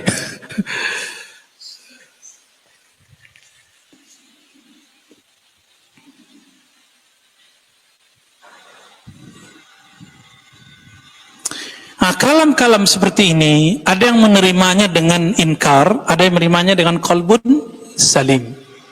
Ke qalbu itu, di kitab-kitab cuma dibagi 3. Qalbun marid, qalbun mayyit, qalbun salim. Qalbu yang sakit. Ini ciri-cirinya sholat gak khusyuk, gak enak. Qalbunnya marid tuh. Tapi masih mau ngaji, berarti dia flu qalbunya. Flu aja. Zikir, apalagi ini di Rumi Center ada khataman. Zikir tapi merasa ini lama amat gitu ya. Coba teman-teman antum ngomong gitu nggak, Pak Muhsin? Gimana Bang Edo? Gitu nggak? Jangan-jangan antum yang ngomong gitu. Ya, antum bilang ini kayak sohib lama amat gitu ya. Ada perasaan gitu, kolbunya lagi marid. Kolbunya lagi marid. Kolbu itu senangnya makan kalimah nama Allah. Kita kasih makanan itu muntah, berarti ada yang nggak benar di perutnya. Coba kalau anak kita, ini anak saya kan lagi demam nih, Hisham. Kita kasih makanan enak muntah. enak muntah, ternyata badannya lagi panas. Habis hujan. Nah, antum kena hujan-hujan apa itu? Hujan dunia kali ya. Nah, itu yang bikin kita muntah kalau zikirullah. Panasan. Tuh yang ngerasa, kok kalau datang ke majelis zikir itu saya kepanasan ya, nggak nyaman. Kayak ada suara-suara nggak enak gitu. Itu ada nggak benar tuh. Ada antum nyimpan sesuatu yang nggak benar. Atau pikirannya macam-macam. Kita bisa bertengkar loh pikiran sendiri, tiba-tiba keringetan sendiri.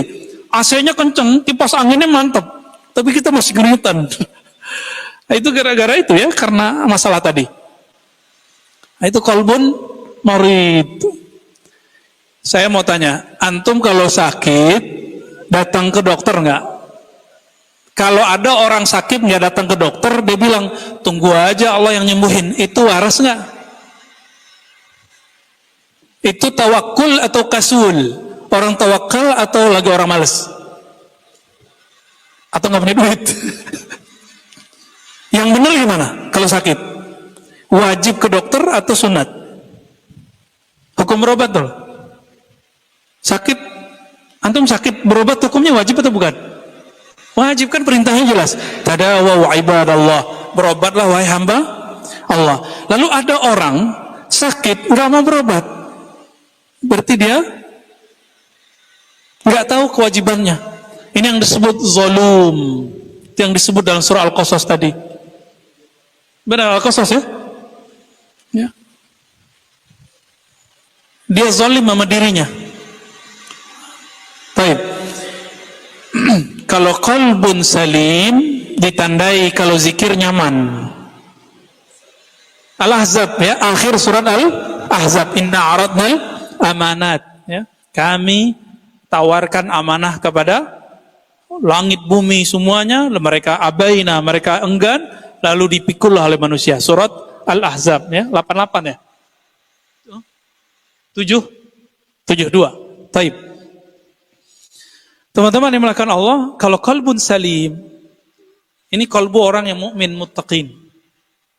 Ini awal kalbunya Nabi Ibrahim. Jadi Nabi Ibrahim awal kalbunya udah begitu. Nabi Ibrahim tidak pernah kalbunya sakit, tidak pernah kalbunya mati. Awal kalbunya beliau salim.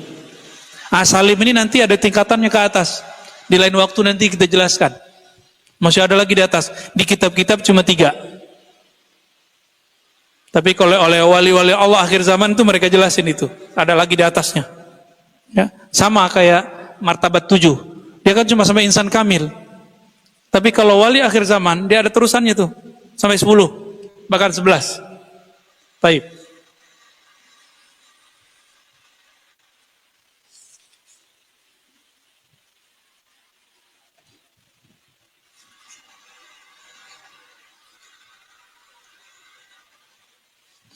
Lalu apa kata beliau? Falamma ra'aitu hazil aqwal, halaman 88. Maka tatkala aku melihat aqwal ini sadirah, yang datang dari ahlil ahwal. Jadi kalam ini kalam ahlil ahwal. Apa arti ahwal? Orang yang dapat ya majzub. Jadi ahwal itu dari Allah, maqam itu hasil riyadhah. Ahwal itu Allah yang ngasih kita. Sedangkan maqam kita yang berusaha, dengan izin Allah, Allah taruh di sana, dikasih hadiah. Maka ahwal yang sudah ditetapkan disebut maqam. Ya, kita berusaha terus biar menunggu ahwal itu. Kalau ahwalnya sudah selalu turun, bersebut orangnya bermaqam. Waqad ashkala 'alal afham ta'lilaha. Waqad ashkala 'alal afham ta'liluha. Wa 'azaba 'anil awham ta'wiluha. Ahbabtu an ashraha minhu man syaraha lahu sadri wa sanaha bihi fikri wa balagha ilahi qadri. Maka aku berusaha, karena ini susah dipahami, untuk mensyarahnya semampu diriku sendiri ya, seluas qalbuku, semampu fikrahku, sesanggup kudrahku. Wa zakartu fi minal ibarat ma laysa fi isti'arah ya, wa qaddamtu zikra hadhil ahadits wa ma ma'ah min alfazil ma'surah anir rijal ya. Lalu beliau datangkanlah teks-teks tadi, nanti diurai. Jadi kitab ini enaknya diambil satu kalam diurai, satu kalam diurai, satu kalam diurai. Nah, itu nanti enaknya. Dan beliau katakan, aku namakan kitab ini Halur Rumus wa Mafatihul Kunuz. Nah, yang diringkas atau disebut namanya oleh muhakkik dengan Zubat Khulasatit Tasawuf. Kaif? Bila kaif? Taib, ada pertanyaan enggak? Visual? Tuh ada nanya kan?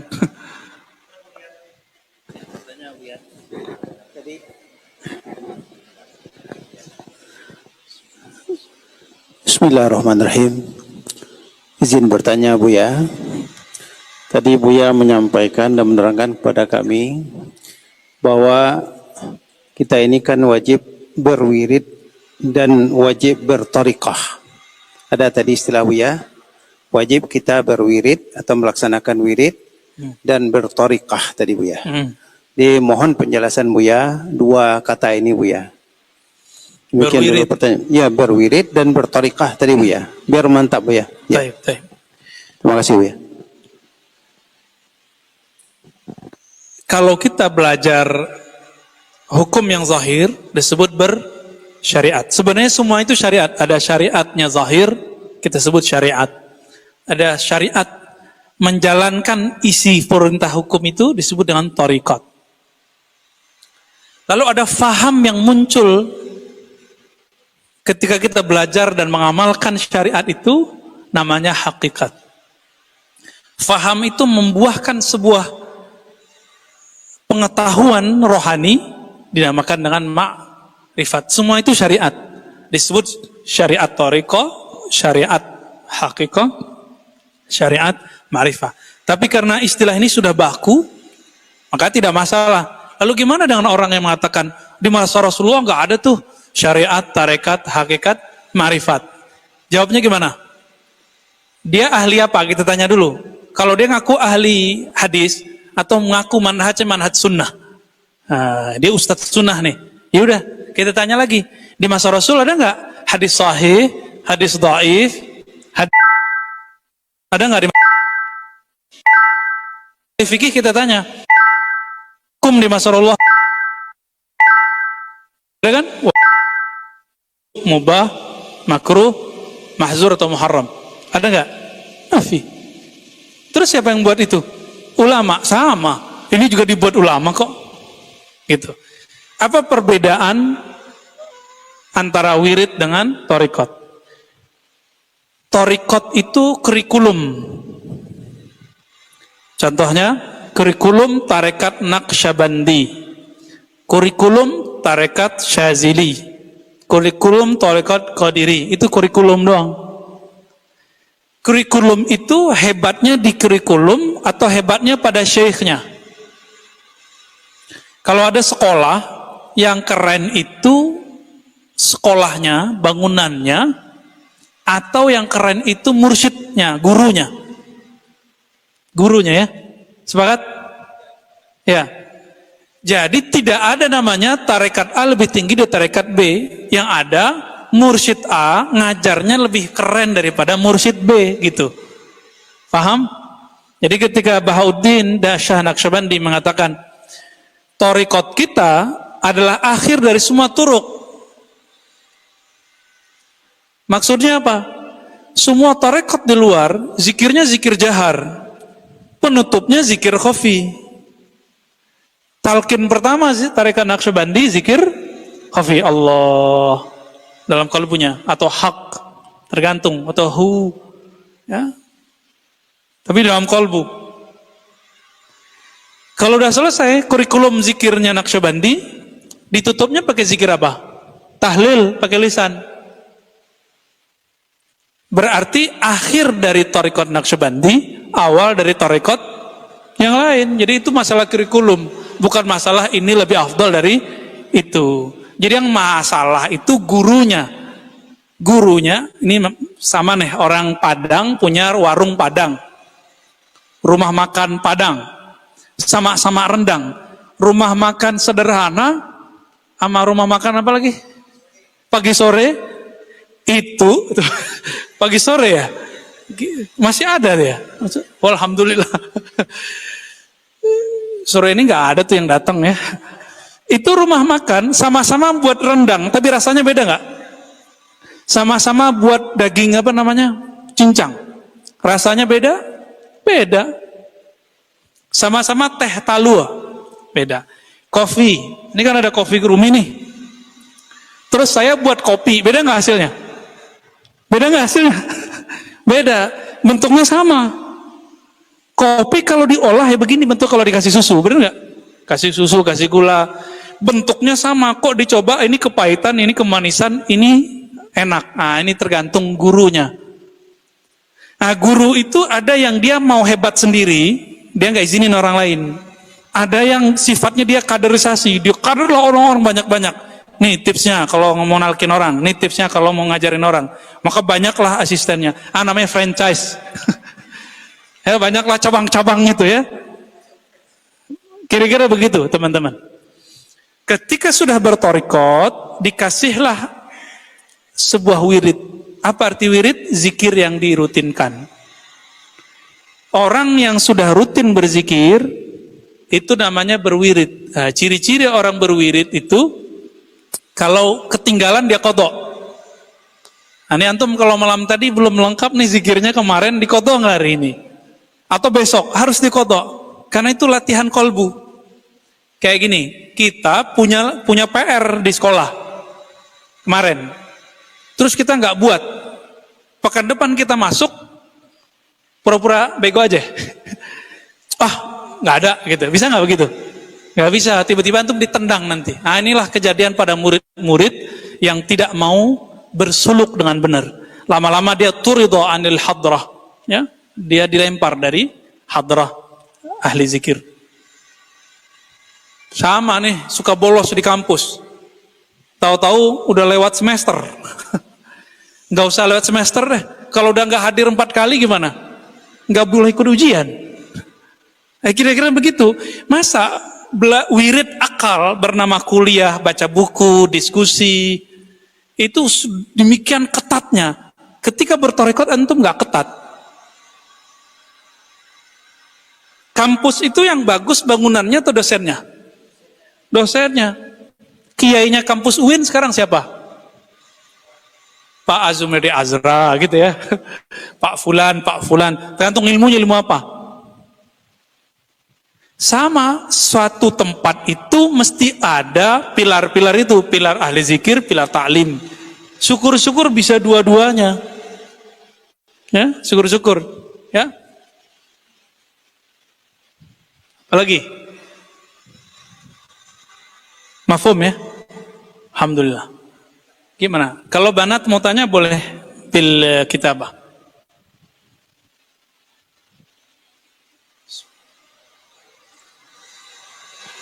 Ya. Ya, fadal. Ya. Alhamdulillah. Assalamualaikum warahmatullahi wabarakatuh. Di Zoom ada yang bertanya dari Aisyah. Beliau bertanya, kalau saat zikir dan setelah zikir merasa lelah dan ngantuk, pertanda apa ya Buya?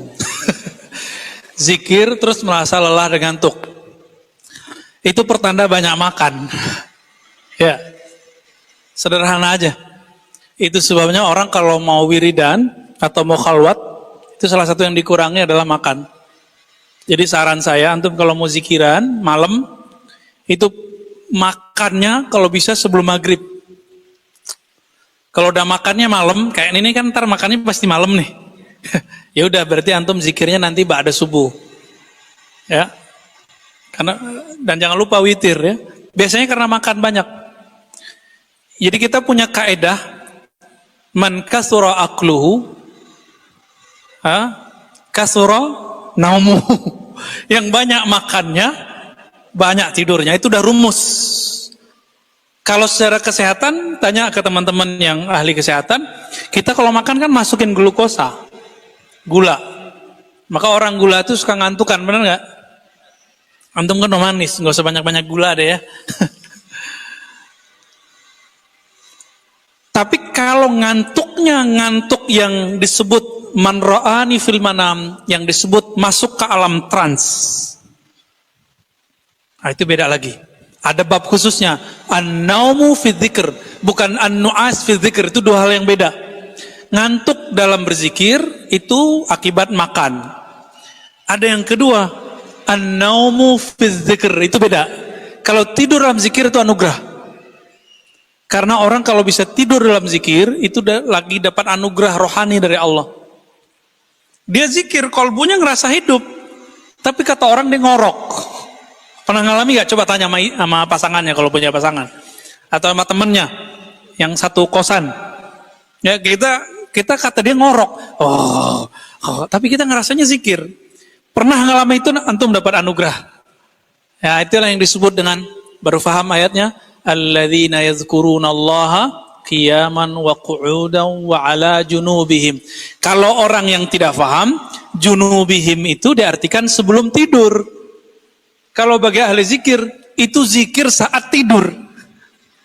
Yang tidur kan badan. Kalbu kita nggak boleh tidur. Antum kalbunya nggak boleh tidur. Ruhnya kan digenggam oleh Allah. Nah, kalbunya tidur nggak? Kalau tidur lalai, ghaflah. Ghaflah itu penyakit kalbu. Bahaya itu. Nggak tembus nanti ke sana. Ya, jadi beda Mbak Aisyah tadi ya. Bu Aisyah atau Mbak Aisyah, ini beda ngantuk dengan tidur dalam berzikir. Ya Buya, ini ada 3 pertanyaan lagi lumayan aktif di Zoom. Pertama dari Pak Eka Rahmat. Bagaimana ahwal yang benar ketika awal-awal zikir Buya? Karena zauk ketika zikir sepertiga malam dengan siang rasanya berbeda. Ahwal yang benar ketika awal-awal zikir, karena zauk ketika zikir sepertiga malam dengan siang rasanya berbeda. Itu yang pertama, mau langsung jawab apa kumpulin dulu ya? Satu aja dulu. Ya. Nah, teman-teman, ini penting. Kenapa awal orang zikir nih, kalau antum udah talkin zikir nih, ini rasanya beda-beda loh. Ada yang nggak jelas rasanya. Kok saya nggak nangis ya gitu, teman nangis gitu, ada yang begitu. Ada yang ngerasa panas, ada yang ngerasa berdesir, ada yang ngerasa dingin, kebanyakan merasa panas. Kebanyakan merasa hararah. Karena zikir itu punya kuwah, hararah. Ya, itu yang sudah ditalkin biasanya. Kalau syukur-syukur antum yang belum talkin baru ngamalin ya hayu qayyum udah ngerasain. Nah, nanti kelihatan tuh bahwa karakter di tubuh saya yang dominan adalah karakter api, air, angin, atau tanah. Itu beda-beda tuh karakternya nanti. Orang yang dominan karakter api, nanti dia panas. Makanya rata-rata orang-orang kayak kita ini emosinya tinggi. Nanti berubah. Coba aja rasain. Kalau berubah udah jadi dingin, antum nanti nggak pemarah. Nggak pemarah. Tiba-tiba nggak mau marah aja udah. Oke? Ada yang kalau lagi zikir, pas diberi tidur kayak tadi, dibawa melayang kemana-mana. Ada yang melayang pakai angan-angannya, ada yang melayang pakai kolbunya. Yang benar yang mana? Kalau melayang pakai ini, antum capek zikirnya. Tapi kalau melayang pakai kolbu, nanti dibawa ke alam-alam mana, ntar ngelihat siapa, ketemu siapa. Kadang-kadang nikmat aja. Tiba-tiba 1 jam rasanya, 1 menit, pernah nggak ngalamin? Yang sering kebalikannya.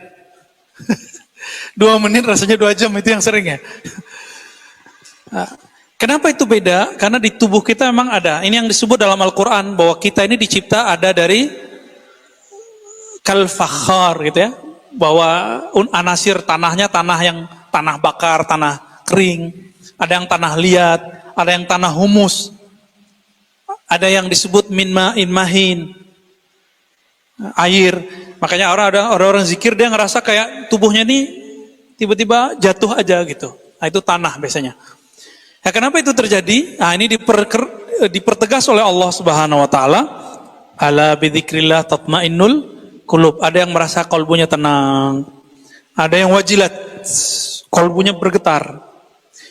Ada yang di surat Az-Zumar, tadi Al-Anfal ayat 2. Az-Zumar ayat 23, taqsyairu, tubuhnya bergetar. Maka orang ini kadang-kadang ini ya di Malang itu sama di Sumatera Barat itu banyak orang kalau dizikir tarikan Naqsyabandi sama Samaniyah, kalau zikir itu gini, oh yang nggak ngerti dikira kemasukan jin. Itu bukan kemasukan batin. Kita insya Allah nggak banyak itu karena kita Jadi netral. Zawiyah kita ribat nuraniyah, kita menggunakan teknik Naqsyabandiyah dan Syadziliyah, ya. Nah, di Cafe Rumi kan Naqsyabandiyah, ya. Naqsyabandiyah Haqqaniyah. Itu juga ada Syadzilinya. Baik. Ada lagi?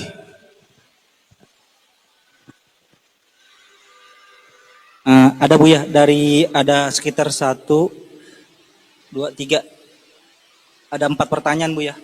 Ya. Satu-satu dulu Ya, diringkas saja. Oke. Oh, Suaranya kurang jelas ya. Yang selanjutnya dari Mbak Tina, Buya, apakah perlu kalau memulai zikir kita mandi dan sholat taubat dulu? Terus bagaimana cara memastikan bahwa kita telah masuk di alam trans? Tuh, Buya, apakah mewiridkan wiridnya Habib Abdullah Al-Haddad juga dikatakan ikut tarekahnya Habib Abdullah Al-Haddad? Tafham soal? Apakah mewiridkan... Cukup dulu. Apakah harus mandi tobat ya? Mandi tobat nggak sebelum zikir? Mandi tobat itu ada mandi secara zahir, kita mandi beneran. Itu kalau mau masuk khalwat. Antum punya khalwat di rumah, punya ruang khusus zikir, bagusnya mandi dulu. Ini cuma istilah ahli zikir. Ya. Di ahli fikih nggak ketemu mandi tobat ya? Ketemu nggak? Yang ada cuma mandi masuk Islam. Nah, maka kita kiaslah dari mandi masuk Islam itu dengan mandi masuk ke alam thariqah, ke ranah thariqah, alam zikir. Mandi di situ jangan diperdebatkan mana dalilnya ini segala macam. Itu manfaatnya ya. Orang kalau lagi galau itu obatnya suruh mandi. Coba orang-orang yang kesurupan-kesurupan tuh mandiin aja guyur. Kalau belum nyatu dengan darahnya, jin-jinnya itu kabur, itu bisa sadar itu insyaallah. Itu biasanya ya, biasanya. Jadi apakah perlu mandi tobat? Idealnya kalau sanggup lakukan itu. Tapi kalau tidak cukup zikir taubat, yaitu astaghfirullah wa atubu ilaih. Nah, kita tobatkan masing-masing anggota tubuh. Nah, itulah mandi tobat hakiki. Baik. Yang kedua tadi apa? Apa tadi Bu ya? Musa? Bertorikot. Ya, kalau sudah baca Rotibul Haddad, apakah masuk bertorikot gitu ya? Oke. Ada satu kaidah yang ditulis oleh Habib Zain bin Smith, masih hidup ya di Madinah, hafizahullah. Apa kata beliau? Tarekat Alawiyah yang kita juga pakai zikirnya pada maghrib dan pada isya, Rotibul Haddad dan Rotibul Atas, itu zahirnya Alawi, batinnya Syazili. Kata Imam Abul Hasan Syazili, nah ini ada dalam kitab Lataiful Minan. Apa kata beliau? Siapa yang baca hizibku, wiridku, maka baginya apa yang kami dapat, maka dia juga masuk dengan apa yang kami dapatkan gitu. Maksudnya dia termasuk kepada thariqah tersebut. Cuma belum ditalqin dan dibayat zikir. Itu aja bedanya. Longgar, gampang keluar lagi. Masuk, keluar lagi, masuk, keluar lagi. Jadi kalau sudah ngamalin Rotibul Haddad, minimal sudah disebut berthariqah ba'alawiyah. Thariqahnya Sa'adah Ba'alawi. Baik. Apa lagi tadi? Ya, terus Buya izin bertanya, bagaimana metode terbaik untuk menyelesaikan terlalu banyaknya uzur qadha yang sudah dilakukan, dan bagaimana caranya kembali ke hadirat suyuh kita apabila kita keluar dari hadiratnya? Nggak jelas suaranya.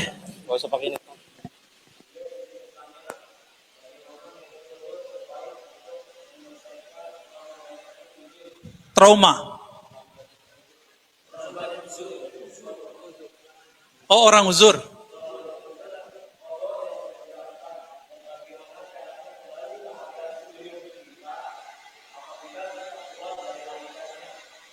Ya, yang pertama terbanyak uzur. Ya, ini memang zaman rukhsah ini. Ini zaman rukhsah benar, teman-teman. Guru-guru yang hidup di zaman ini harus mengerti masalah itu. Makanya kita di ribat nggak maksa-maksain orang kan ya, nggak bisa ya sudah. Nggak bisa 200, abis ada sholat ya 40. Gak bisa ya 7 gitu. Ya kan? Kita kasih rukhsah, gak bisa ya sekali gitu. Penting mau. Belum mau, ya sudah mau ngaji aja deh dulu. Cukup. Tapi kalau mau bertoriko, ayo kita beramal secara disiplin.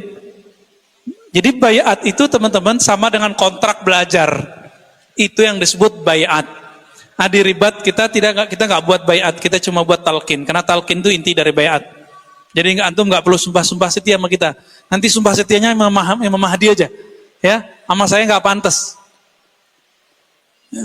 Nanti sama Imam Mahdi aja kalau beliau keluar ya. Kalau keluar, antumnya masih hidup. Tahu-tahu Imam Mahdi keluar, antum mengikut Dajjal, kan repot. Jangan sampai ya. Nauzubillah min dzalik. Insya Allah kalau kita ngaji tasawuf dengan benar, kita akan bisa membedakan ini Dajjal atau ini Al-Mahdi, insya Allah. Insya Allah. Taib. Yang kedua tadi apa? Tentang cara mengkodok. Kodok zikir atau kodok amalan sunat? Kodoknya seingatnya aja.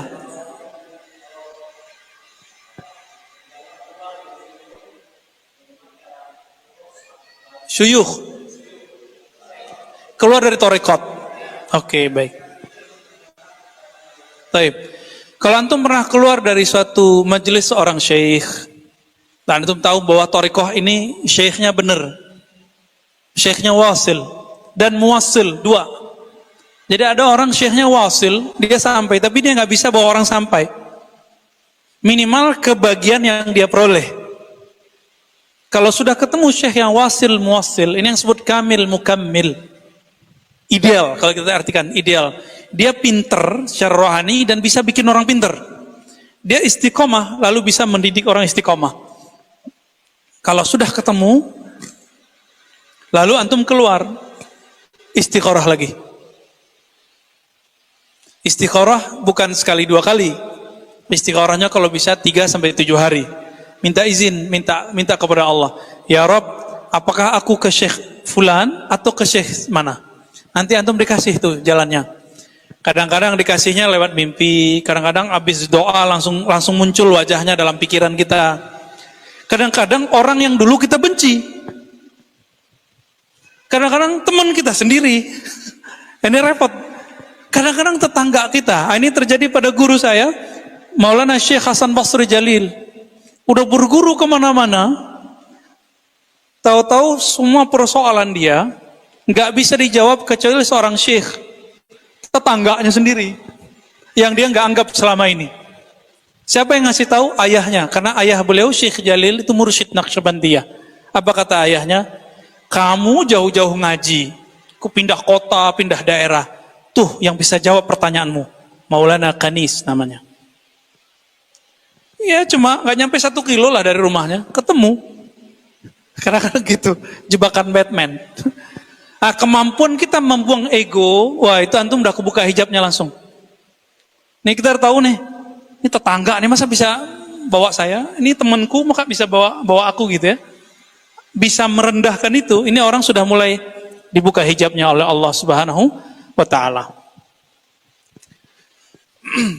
Jadi kadang-kadang ada cara-cara lain. Tahu-tahu dalam beberapa hari berikut ketemunya sama murid syekh itu gitu. Atau ketemunya syekh itu mulu, ketemu dia lagi. Nah, itu isyarat-isyarat dari Allah. Kalau anak-anak zaman milenial kadang-kadang pas buka YouTube dia lagi gitu.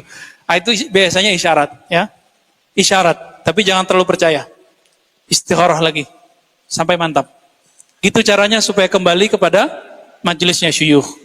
Ya, masih? Apa udah cukup? Ada 2 lagi pertanyaan Bu ya. Bagaimana cara memastikan bahwa kita telah masuk di alam trans, sama apakah kita boleh berhalwat dalam keadaan haid? Masuk alam trans. Oh ya, bagaimana tandanya kita udah masuk alam ya, trans? masuk alam trans itu nggak bisa dibuat-buat. Disitulah nyata makna hadis. Allah lah yang muqallibul qulub. Apa kata Nabi? Wa muqallibil qulub. Demi yang bolak-balik hati. Nyata di situ. Ya, sangat nyata di situ.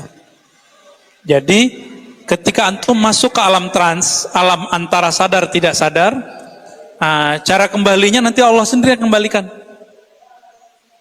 Ya, biasanya dengan zikir yang kita sudah ada. Itu sebabnya orang ini harus punya wirid, punya zikir. Nanti zikir itu yang akan tarik dia kembali. Seperti disebutkan di Muqaddimah, orang ini tidak akan kembali kecuali dengan zikrullah. Nah, ini yang disebut dalam perkataan Imam Ad-Daqqa, az-zikru silahul muridin. Zikir itu senjata orang murid, salik, ketika terjadi apa-apa dia bisa kembali dengan itu. Ya, yang terakhir tadi apa? Udah.